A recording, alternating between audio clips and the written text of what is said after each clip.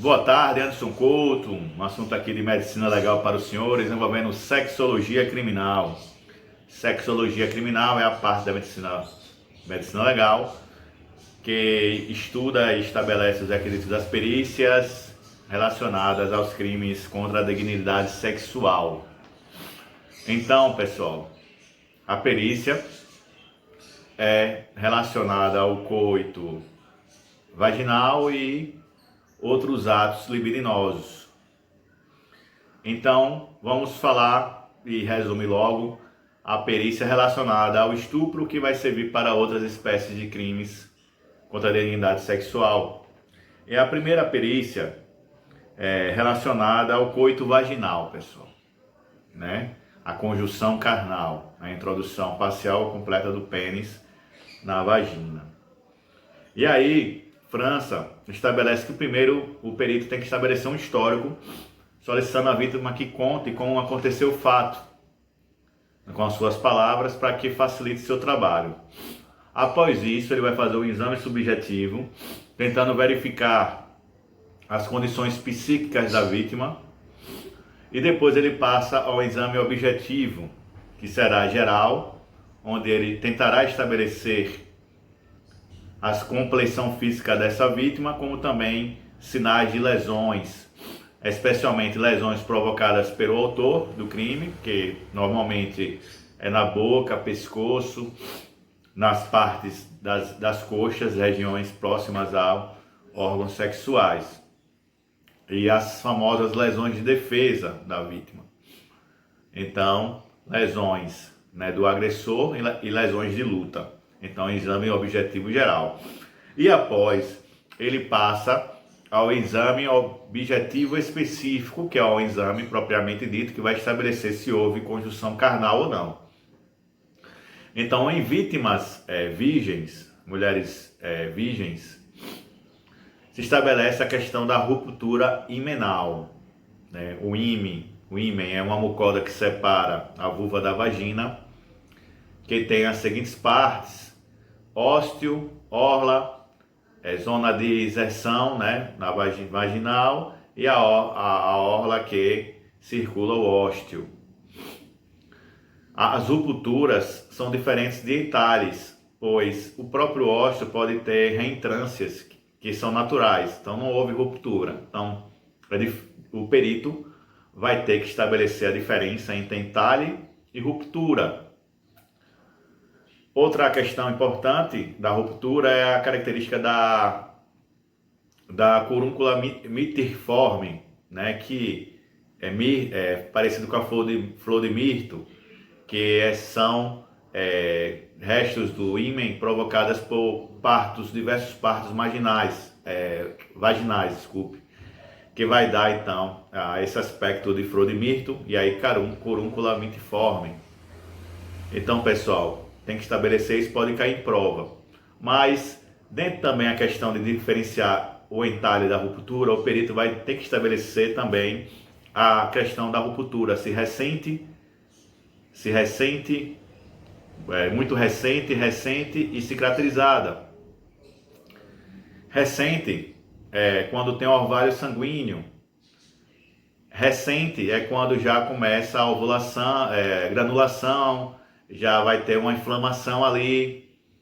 E cicatrizada quando ela já sofreu o processo de cicatrização. Então o perito tem que também estabelecer esse período temporal aí da ruptura. Quando se fala em análise himenal, temos dois sistemas, que é o sistema cronométrico de Lacassagne e o sistema de quadrantes de Oscar Freire, que pode cair.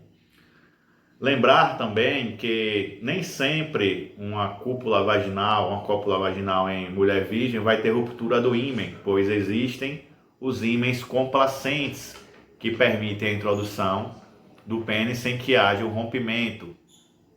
Então, lembrar daí do ímen complacente, pessoal. Nem sempre a conjunção carnal vai romper o ímen, pois existem ímens complacentes.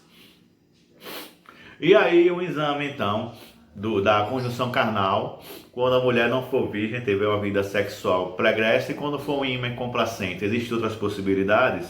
Existem sim, pessoal.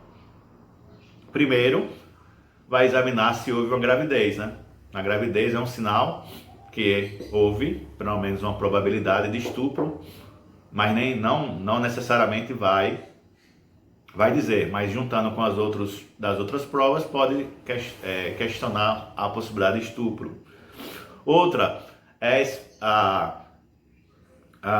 o achado de esperma na vagina. Esse achado de esperma pode ser no seu sentido figurado, e aí a lâmpada de Wood pode ajudar, mas existem as reações que caem em prova, que tem o reativo de Florence, a reação de Baek e a reação de Barbério, todas relacionadas à identificação de espermatozoide. Por isso também que nos casos de estupro é muito importante pegar a questão das vestes da vítima para análise, e aí vai ser utilizado a colorimetria de Christian Tree, técnica de coloração de Christian Tree, para saber se é espermatozoide ali nas roupas, nas vestes, nos vestígios encontrados.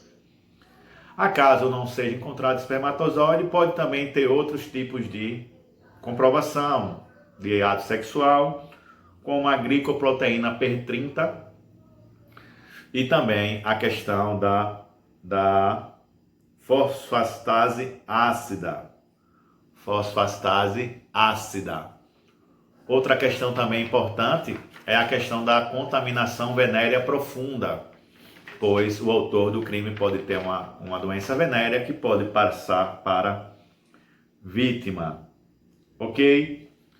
Penetração sem ejaculação também vai ter tecidos epiteliais do agressor no lavado vaginal.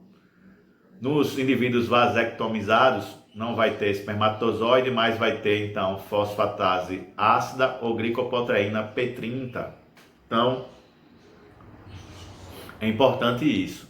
Uma questão interessante é que, achado o espermatozoide, vai permitir aí a possibilidade do exame de DNA para identificar o autor. Então, pessoal, nos casos de cópula vaginal, de conjunção carnal, são essas as possibilidades aí da perícia envolvendo crimes envolvendo conjunção carnal.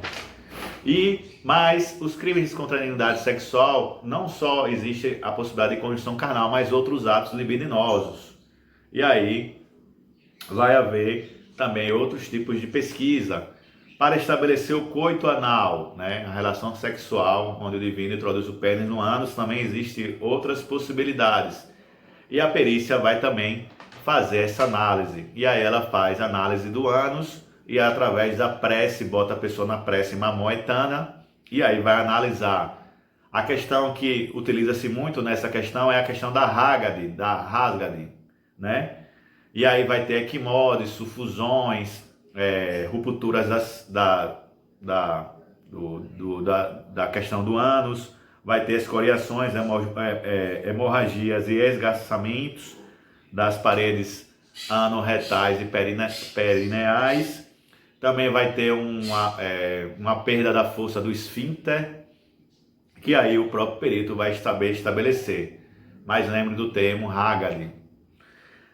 Também vai fazer a mesma análise que se fez com a questão da conjunção carnal, que vai ser a análise do esperma, da fosfatase ácida, do glicoproteína P30. Vai fazer também essa mesma análise, como já expliquei anteriormente. Na questão do sexo oral, vai também estabelecer a questão do esperma, da questão da glicoproteína e da fosfatase ácida também. A questão dos objetos, na introdução de objetos na vagina e no ânus, também é possível fazer também análise, dar até resquícios desse objeto, tentar estabelecer qual foi o objeto utilizado. E geralmente a introdução de objetos produzem lesões ao redor muito mais graves do que a introdução do pênis. E aí o perito é capaz também, tem que descrever essas lesões, tentando estabelecer a ligação com o objeto introduzido. Ok, pessoal? Então é isso. se ligar muito nas dicas relacionadas anteriormente à questão do estupro, verificar a questão da análise do ímen aí, se o que nós puderem estudar essa parte do ímen aí, que existe uma classificação. Como não tem como botar a figura aqui, eu espero que os senhores dêem uma olhadinha nisso aí, mas as dicas dadas serão suficientes para os senhores acertarem na prova. Anderson Couto, até a próxima.